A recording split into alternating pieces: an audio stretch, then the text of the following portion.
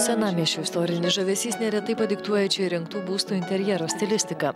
Kaip kad šioje palėpėje. Ją projektavusią dizainerį įkvėpė pro būsto langus matoma Šventos Kotrynos bažnyčia. Šios palėpės klasikinis interjeras pradėtas kurti dar bedengiant stogą. Didžiausių iššūkių, neslėpė dizainerė, tapo nestandartinės erdvės funkcinis zonavimas. Nedidelėme bute norėjosi išnaudoti visus kampelius, net ir sunkiai pasiekiamas vietas po šlaitiniu stogu. Taip pat palikti pakankamai erdvės judėti ir kartu suprojektuoti laiptus į antrąjį aukštą. Be to, būstas turėjo būti patogus tiek viengungiui, tiek porai, tiek šeimai auginančiai vaiką.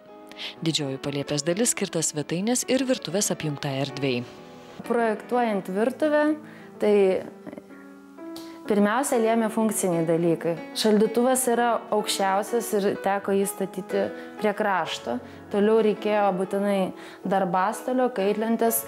Parinkome senovinio stiliaus maišytuvą, suderinome buitinės technikos stilistiką kartu su virtuvės stilistika. Stengiamės atitaikyti metalo atspalvį su rankenėliu, tiek forma, tiek spalva. Virtuvės erdvėje tilpo ir nemažas granitinio paviršiaus stalas su antikvarinėmis kėdėmis. Virtuvės ir svetainės zonas dizainerė atskyrė pačios projektuotų baldų su lentynomis ir spintele. Šiame interjere dizainerė jungia naujus, pirktus ar pačios projektuotus baldus ir senovinius įsigytus sendaikčių krautuvėje. Tarpusavyje kruopščiai suderintos detalės ir motyvai. Užuolaidų audinys dera su šviestuvo ornamentais, indaujos durelių dekoras su žurnalinio staliuko kojelėmis ir turėklų plastiškais išraitimais.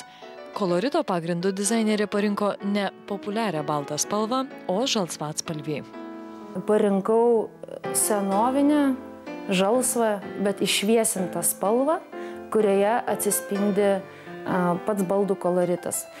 Suprantu, kad ne visi žmonės mėgsta tokią spalvą, čia yra labai individualu, bet šį interjerą kuriau tam žmogui, jisai sutiko su tokiu eksperimentu ir liko patenkintas. Pirmajame aukšte suprojektuotas ir ramių pastelinių tonų nedidukas miegamasis kambarys. Lygiai taip pat kaip ir svetainėje, šiame kambaryje sienos yra gerokai tamsesnės negu kad baldai. Elektra yra suprojektuota taip, kad šis kambarys gali būti ir darbo kambarys, ir miegamasis, ir vaiko kambarys. Tiesiog priklauso nuo pačio šeimininko, ką jisai nori su šita erdve daryti. Vonios kambarių dizainerė parinko vizualiai lengvą santechniką ir klasikinės stilistikos sendinto metalo detalės. Sienų plyteles parinkau tokios kreminės spalvos, todėl kad galvoju, kad žmogus esantis tokioj aplinkoj, pats žiūrėdamas į save veidrodyje gražiau atrodo, nes kūno spalva tarsi sušyla. Dar norėjau atkreipti dėmesį, kad virš maišytuvo pasiūliau klijuoti plytelę su rozetė.